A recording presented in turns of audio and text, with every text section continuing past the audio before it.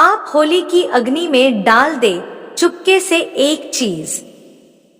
दोस्तों, हिंदू पंचांग के अनुसार फाल्गुन पूर्णिमा को होलिका दहन और इसके अगले दिन होली मनाई जाती है। इस साल फाल्गुन पूर्णिमा तिथि 24 मार्च को सुबह 9:54 से शुरू होगी और इस तिथि का समापन अगले दिन 25 मार्च को दोपहर 12:29 पर समाप्त होगा। और होलिका दहन कब होगा? दोस्तों, होलिका दहन 24 मार्च को होलिका दहन है। होलिका दहन का शुभ मुहूर्त है देर रात 11:01 से 12:27 तक है। ऐसे में होलिका दहन के लिए आप लोगों को 1 घंटा 14 मिनट का समय मिलेगा। और होली कब है, रंग कब खेला जाएगा, रंग वाली होली कब खेली जाएगी? दोस्तों, होलिका के अगले दिन होली का त्योहार मनाया जाता है और इस साल 25 मार्च को होली है। और इस दिन पूरे देश में, पूरे भारत में धूमधाम से रंगों वाली होली मनाई जाएगी।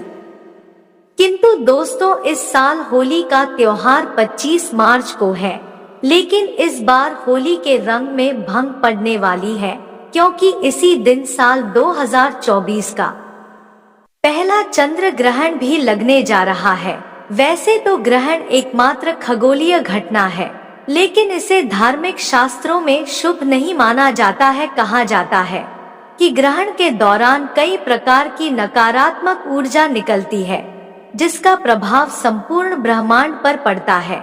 इसलिए इस साल होली पर चंद्र ग्रहण का लगना शुभ नहीं माना जा रहा है। ऐसे में चलिए जानते हैं 25 मार्च को होली वाले दिन चंद्र ग्रहण कब लगेगा और रंगों के त्योहार पर इसका क्या प्रभाव होगा। ये चंद्र ग्रहण सुबह 10:23 से शुरू होगा, जो दोपहर 03:02 तक रहेगा। हालांकि इस चंद्र ग्रहण को भारत में नहीं देखा जा सकेगा, जिस कारण से इसका सूतक काल भी मान्य नहीं होगा और इसका प्रभाव भी होली के त्योहार पर नहीं होगा। इसलिए आप बिना किसी चिंता के होली का त्योहार मना सकते हैं। दिल खोलकर होली मनाएं और आप कोई भी कार्य कर सकते हैं। भारत में इस चंद्र ग्रहण का कोई भी प्रभाव नहीं होगा और होली जमकर के मनाइए, जमकर गुलाल उड़ाए, क्योंकि यह ग्रहण विदेश में लगेगा, क्योंकि विदेशों में उस समय रात होगी और भारत में उस समय दिन होगा। इसलिए भारत में इसका कोई भी असर नहीं देखने को मिलेगा, क्योंकि जब सूतक काल ही नहीं लगेगा तो होली जमकर के खेलिए। दोस्तों, होलिका की अग्नि में यह 3 चीज भूलकर भी नहीं डालनी चाहिए, क्योंकि इन्हें डालने से उल्टा आप पर ही गरीबी आ सकती है, घर में दरिद्रता तथा कंगाली का सामना भी करना पड़ सकता है।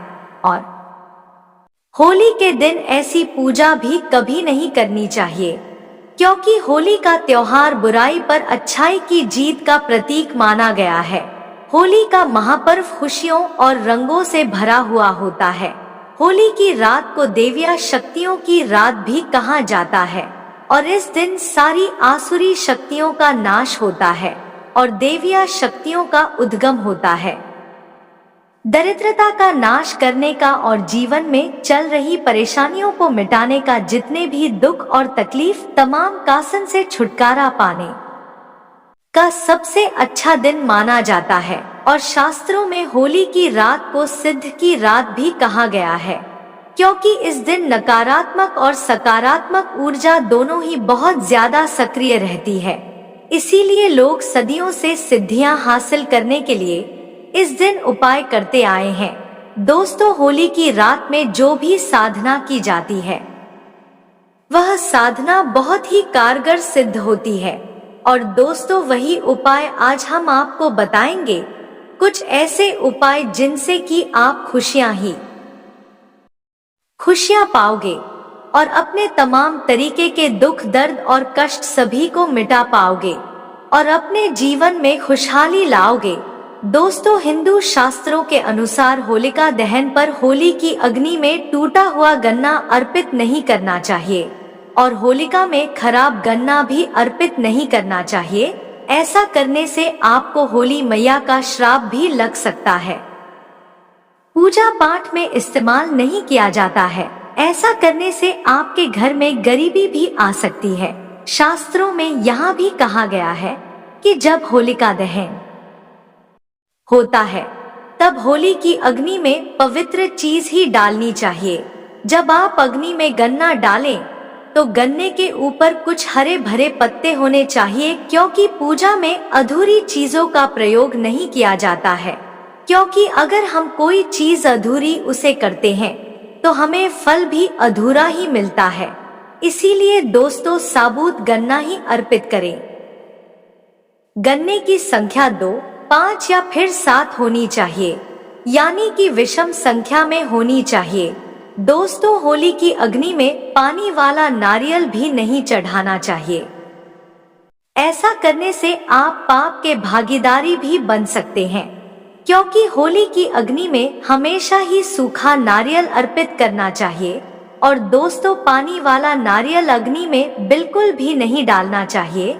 और सूखा नारियल अग्नि में डालने से पहले अपने पूरे परिवार का हाथ इस नारियल पर लगा होना चाहिए, क्योंकि इससे होली माता का आशीर्वाद पूरे परिवार को जाता है और होली माता आपको मालामाल भी कर देती है। होलिका दहन के दौरान 11 बार होलिका की परिक्रमा करें और अंत में सूखे नारियल की आहुति प्रदान करें।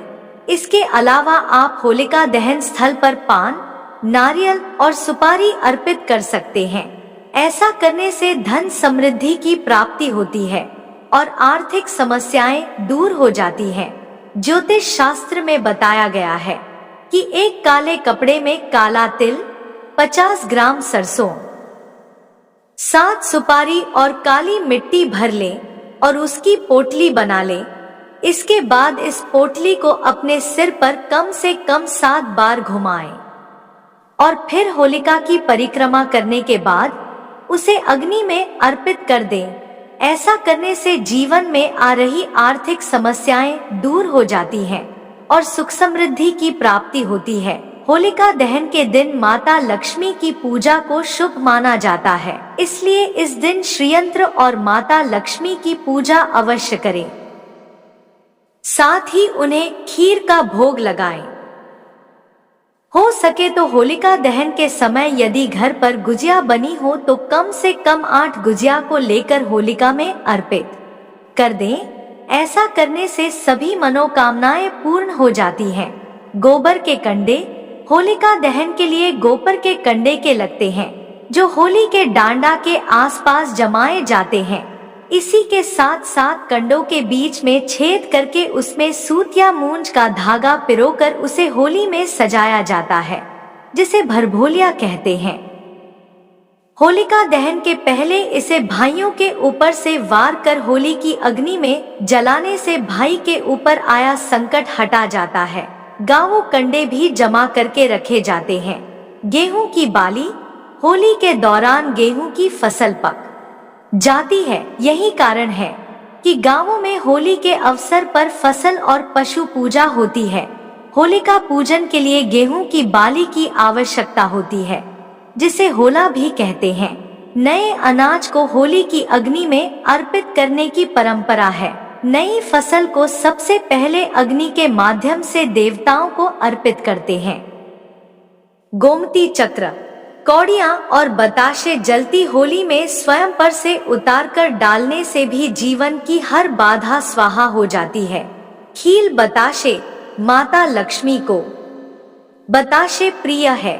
इससे माँ लक्ष्मी प्रसन्न होती है और आपको समृद्धि का आशीष देती है। इससे आपको हर कार्य में अपार सफलता भी मिलेगी। इसे होलिका दहन के दिन आग में डालने से जीवन की हर बाधा स्वाहा हो जाती है। दोस्तों, इस दिन सफेद चीज कभी भी किसी से नहीं लेनी चाहिए, क्योंकि इस दिन टोने टोटके अत्यधिक किए जाते हैं और अधिक प्रभावशाली होते हैं। क्योंकि इस दिन सफेद चीजों का इस्तेमाल करके सबसे ज्यादा टोने टोटके किए जाते हैं। इसीलिए दोस्तों, सफेद चीज लेने से कोई आपके ऊपर काला जादू कर सकता है। इसीलिए होली के दिन सफेद चीज आप लोग किसी से ना लें। दोस्तों, हमारे पुराण बताते हैं कि होली खुशियों की सौगात लेकर आती है और होली प्यार का प्रतीक भी मानी गई है। ऐसी स्थिति में इस दिन मांस मदिरा का सेवन नहीं करना चाहिए। दोस्तों, भगवान कृष्ण को होली का पर्व अत्यंत प्रिय है, इसलिए इस दिन कोई भी ऐसा कार्य नहीं करना चाहिए जिससे कि भगवान कृष्ण नाराज हो जाए। दोस्तों, यह थी हमारी तरफ से होली के बारे में कुछ अहम जानकारियां। उम्मीद करते हैं कि आपको पसंद आई होगी। दोस्तों, वीडियो पसंद आई हो तो वीडियो को लाइक और चैनल को सब्सक्राइब जरूर कर लें और वीडियो के अंत तक बने रहने के लिए आप सभी प्यारे दोस्तों का तहे दिल से धन्यवाद। मिलते हैं अगली वीडियो में।